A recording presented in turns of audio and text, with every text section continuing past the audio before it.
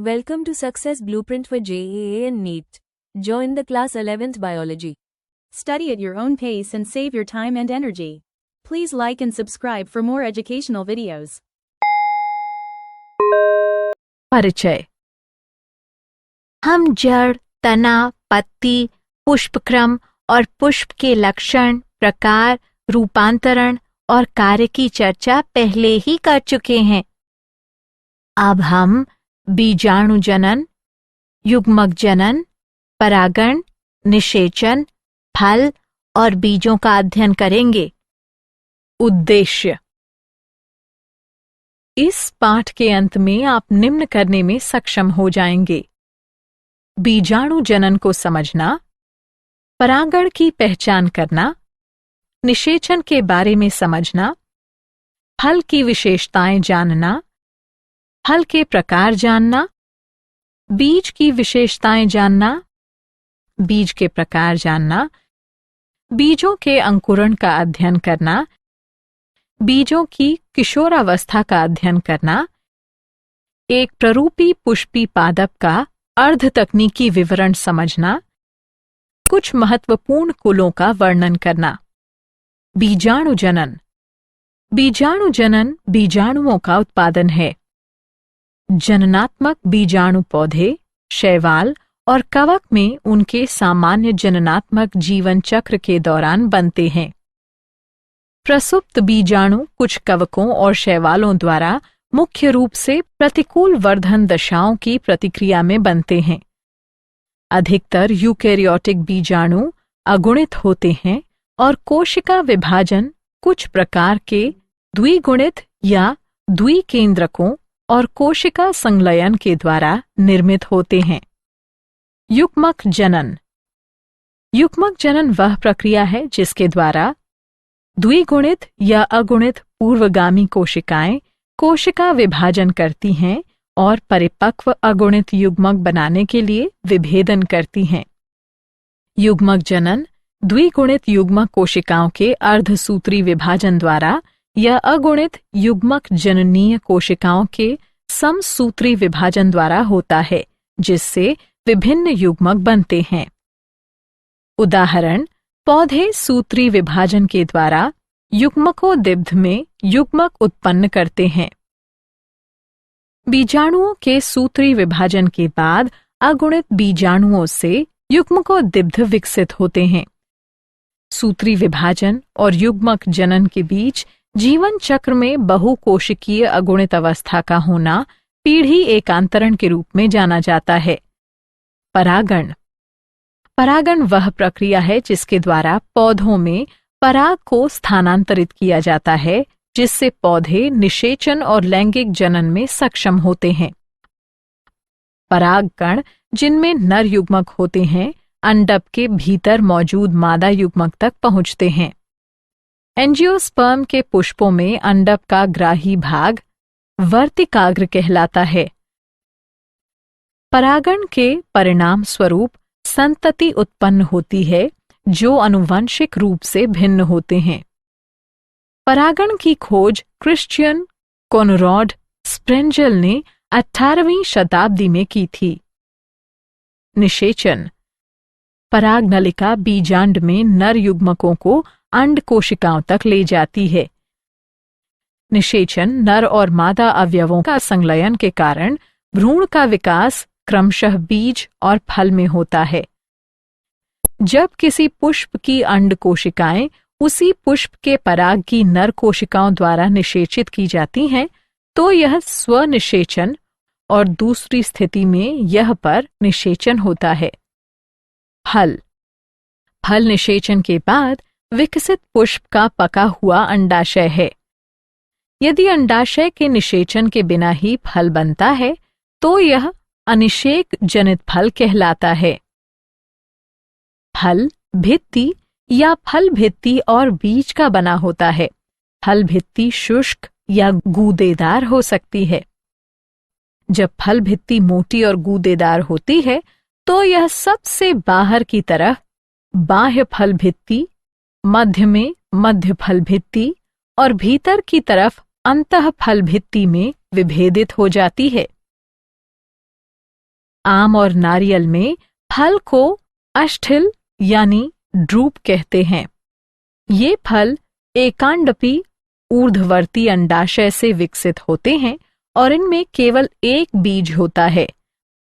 आम में फल भित्ति बाहरी पतली बाह्य फल भित्ति, मध्य गूदेदार, खाने योग्य मध्य फल भित्ति और भीतरी पथरीली कठोर अंतः फल भित्ति में सुस्पष्ट रूप से विभेदित होती है। नारियल में जो एक अष्ठिल फल भी है, मध्य फल भित्ति तंतुमयी होती है। फलों के प्रकार। फल 3 प्रकार के होते हैं: एकल फल, पुंज फल, संग्रथित फल। एकल फल, फल जो एकांडपी या बहुअंडपी युक्तांडपी से विकसित होते हैं। उदाहरण मटर। पुंज फल, फल जो बहुअंडपी व्युक्तांडपी अंडप से विकसित होते हैं, पुंज फल कहलाते हैं। प्रत्येक अंडाशय एक लघु फल में विकसित होता है और अनेक लघु फल मिलकर समूह बनाते हैं। उदाहरण स्ट्रॉबेरी। संग्रंथित फल, फल जो पुष्पक्रम से विकसित होते हैं, संग्रथित फल कहलाते हैं। उदाहरण अनानास और शहतूत। बीज, एक पका हुआ बीजांड जिसमें भ्रूण को आच्छादित करता है, एक सुरक्षात्मक आवरण और खाद्य भंडार होता है। जिम्नोस्पर्म और एंजियोस्पर्म के लैंगिक जनन चक्र में निर्मित एक प्रवर्धन करने वाला अंग। सभी बीजों में सामान्य भाग है: भ्रूण, संचित भोजन और सुरक्षात्मक आवरण। भ्रूण एक मूलांकुर, एक भ्रूणीय अक्ष और गेहूं, मक्का में एक बीज पत्र या चना मटर में 2 बीज पत्र का बना होता है। यह बीज के अंकुरण पर एक नए पौधे को जन्म देता है। बीजों के प्रकार। एंजियोस्पर्म के बीजों को 2 प्रकार में विभाजित किया जा सकता है: एक बीजपत्री बीज या द्विबीजपत्री बीज। बीज जिनमें केवल एक बीज पत्र होता है, एक बीजपत्री बीज कहलाते हैं। उदाहरण मक्का। बीज जिनमें 2 बीज पत्र होते हैं, द्विबीजपत्री बीज कहलाते हैं। उदाहरण निलंबो न्यूसीफेरा। द्विबीजपत्री बीज की संरचना। द्विबीजपत्री बीज में बीज का सबसे बाहरी आवरण बीजावरण होता है। बीजावरण में 2 परतें होती हैं, सबसे बाहरी बीजचोल और भीतरी टेगमेन है। नाभिका बीजावरण पर एक क्षत चिन्ह है, जिसके द्वारा विकसित हो रहे बीज फल से जुड़े होते हैं। नाभिका के ठीक ऊपर एक छिद्र होता है, जो बीजांड द्वार कहलाता है। बीजावरण के भीतर भ्रूण होता है, जो एक भ्रूणीय अक्ष और 2 बीज पत्रों का बना होता है। बीज पत्र प्रायः गूदेदार होता है और इनमें भोज्य पदार्थ संचित रहता है। भ्रूणीय अक्ष के दोनों सिरों पर मूलांकुर और प्रांकुर होते हैं। कुछ बीजों जैसे कि अरंड में भ्रूणपोष द्विनिषेचन के परिणाम स्वरूप बनता है, जिसमें भोजन संचित करने वाले ऊतक होते हैं।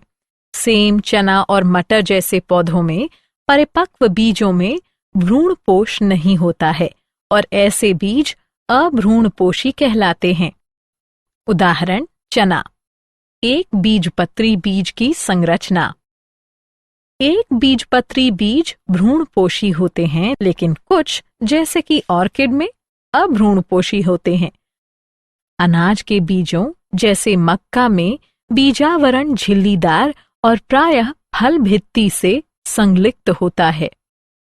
भ्रूणपोष स्थूलीय होता है और भोजन का संग्रहण करता है। भ्रूणपोष की सबसे बाहरी आवरण भ्रूण से एक प्रोटीन सतह द्वारा अलग होता है, जो एल्यूरॉन सतह कहलाती है।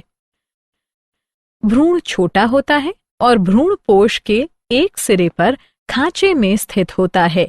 यह एक बड़ा तथा ढालाकार बीजपत्र होता है जो स्कुटेलम कहलाता है और इसमें एक अक्ष भी होता है जिसमें प्रांकुर और मूलांकुर होते हैं। प्रांकुर और मूलांकुर एक चादर से ढके होते हैं जिसे क्रमशः प्रांकुर चोल तथा मूलांकुर चोल कहते हैं। बीजों का अंकुरण।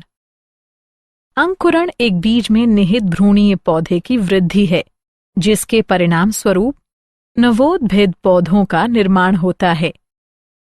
पूरी तरह से विकसित बीजों में एक भ्रूण और अधिकतर पादप प्रजातियों में कुछ भोजन संचित होता है। भ्रूण एक बीजावरण से आच्छादित होता है। बीजाणु से निवोद्भिद पौधे की वृद्धि, जैसे कि कवक बीजाणुओं से हाइफी कवक सूत्र की वृद्धि भी अंकुरण है। कुछ महत्वपूर्ण कुलों का विवरण। फाबेसी। यह कुल पहले पेपिलियोनोइडी कहलाता था। यह लेक्यूमिनोसी कुल का उपकुल है। यह सारे विश्व में पाई जाती है। वर्गीकृत स्थान। जगत वनस्पति जगत। उपजगत फनेरोगेम्स। प्रभाग द्विबीजपत्री।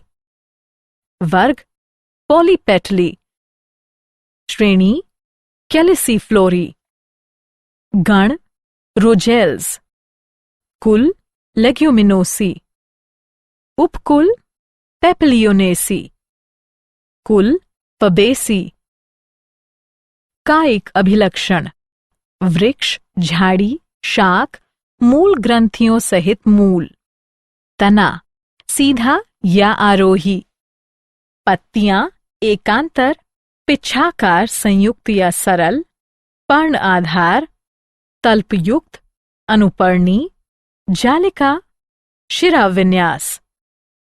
पुष्पी अभिलक्षण। पुष्पक्रम असीमाक्षी। पुष्प उभयलिंगी, एक व्यास सममित। कैलिक्स बाह्य दल 5, संयुक्त बाह्यदली, कोरछादी, पुष्पदल विन्यास। कोरोला दल 5, पृथक दली, पेपिलियोनेसियस। एक पश्चमानक, 2 पार्श्वीय पंख, 2 अग्र होते हैं जो एक नोतल बनाते हैं, संलग्न पुंकेसर और स्त्री केसर। वैक्सिलरी पुष्पदल विन्यास। उमंग 10 द्विसंघी परागकोश द्विकोष्ठी। जायांग अंडाशय ऊर्ध्ववर्ती, एक अंडपी, अनेक बीजांडों सहित एक कोष्ठीय वर्तिका एकल। फल लेग्यूम। बीज एक से अधिक अभ्रूणपोषी। पुष्पसूत्र, पुष्पी चित्र, आर्थिक महत्व। दालें। इस कुल से संबंधित अनेक पौधे दालों का स्रोत हैं। उदाहरण पायसम सिटाइवम मटर, सीसर एरिएंटम चना, कैचनस कैचन अरहर दाल या तुअर दाल, फैसियोलस मंगो या विग्ना मंगो उड़द दाल, फैसियोलस रेडिएटस मूंग दाल, विग्ना सीनेंसिस लोबिया, फैसियोलस वुल्गसेलेनेसी। यह एक बड़ा कुल है, प्रायः इसे आलू कुल भी कहते हैं। यह उष्ण कटिबंधीय, उपोष्ण और शीतोष्ण क्षेत्र में भी फैले रहते हैं। वर्गीकृत स्थान। जगत वनस्पति जगत। उपजगत फनेरोगेम्स। प्रभाव द्विबीजपत्री। वर्ग पॉलीपेटली। श्रेणी बाइकार्पलेटी। गण पॉलीमेनियल्स। कुल सोलेनेसी। कायिक अभिलक्षण।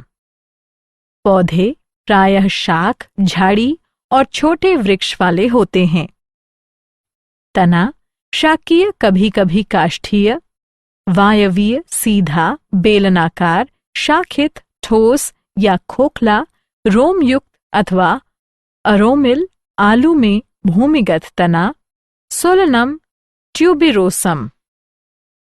पत्तियां एकांतर, सरल, कभी कभी संयुक्त, पिच्छाकार, अनुपर्णी, जालिका विन्यास। पुष्पी अभिलक्षण। पुष्पक्रम एकल, कक्षीय या ससीमाक्षी जैसे सोलेनम में। पुष्प द्विलिंगी, त्रिज्या सममित। कैलिक्स बाह्य दल 5, संयुक्त दीर्घस्थायी कोरस्पर्शी पुष्पदल विन्यास। कोरोला दल 5, संयुक्त कोरस्पर्शी पुष्पदल विन्यास। पुमंग 5 पुंकेसर, दललग्न। जायांग द्विअंडपी, युक्तांडपी, अंडाशय ऊर्ध्ववर्ती, द्विकोष्ठी, बीजांडासन, फूला हुआ जिसमें बहुत से बीजांड। फल बेरी या संपुट, बीज अनेक भ्रूणपोषी। पुष्पसूत्र, पुष्पी चित्र। आर्थिक महत्व। सोलेनम ट्यूबिरोसम आलू के कंद में प्रचुर स्टार्च होता है। सोलेनम मेलंजीना बैंगन के फलों में आयोडीन होता है। लाइकोपोर्सिकॉन स्कुलेंटम टमाटर के फल खाने योग्य होते हैं। कैप्सिकम एनम मिर्च मसाले प्रदान करता है।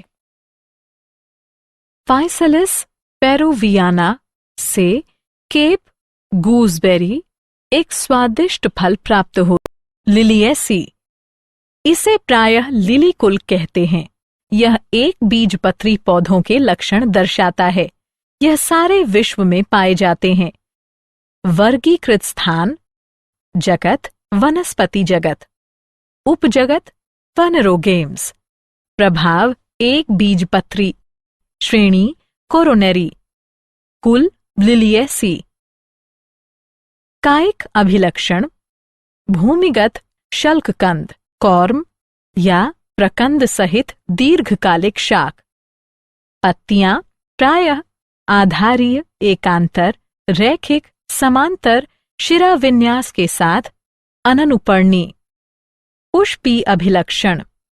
पुष्पक्रम एकल या ससीमाक्ष, प्रायः पुष्पक्षत्र।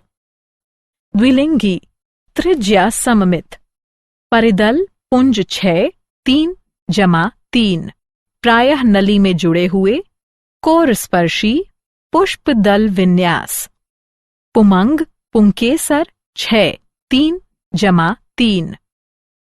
जायांग त्रिअंडपी, युक्तांडपी, अंडाशय ऊर्ध्ववर्ती, त्रिकोष्ठकी जिसमें अनेकों बीज, स्तंभीय बीजांडासन।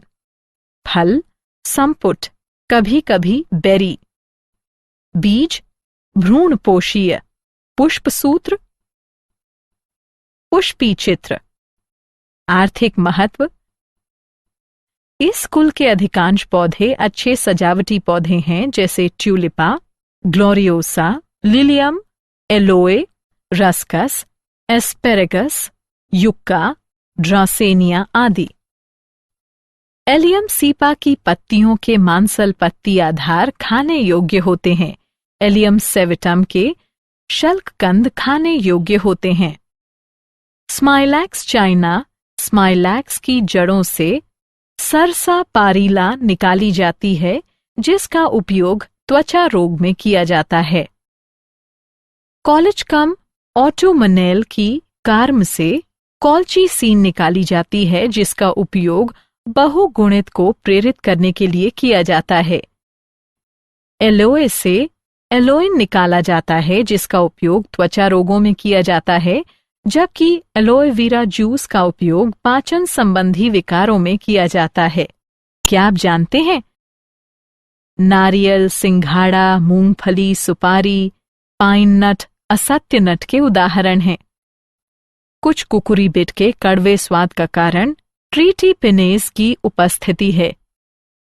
लोडोएसिया मल्डीविका सबसे बड़ा फल और सबसे बड़ा बीज है। ऑर्किड के बीज सूक्ष्म, शुष्क और रेत के कणों से हल्के होते हैं। सारांश। आइए हमने जो कुछ सीखा है उसे संक्षेप में दोहराएं। निषेचन के पश्चात अंडाशय फल में और बीजांड बीज में बदल जाते हैं। बीज या तो एक बीजपत्री या द्विबीजपत्री हो सकते हैं। वे आकार, माप और जीवन क्षमता की अवधि में भिन्न होते हैं। पुष्पी अभिलक्षण पुष्पी पादपों का वर्गीकरण और पहचान का आधार बनाते हैं। इसे कुलों के अर्ध तकनीकी विवरण के द्वारा स्पष्ट किया जा सकता है। वैज्ञानिक शब्दों का उपयोग करके पुष्पी पादप का एक निश्चित अनुक्रम में वर्णन किया जाता है। पुष्प अभिलक्षण को पुष्पी चित्रों और पुष्प सूत्र के रूप में संक्षिप्त रूप में दर्शाया जाता है। For chapter-wise notes, MCQs and mind maps, please visit www.success.org.in or use free mobile app. Please subscribe and like for more education videos. Thank you.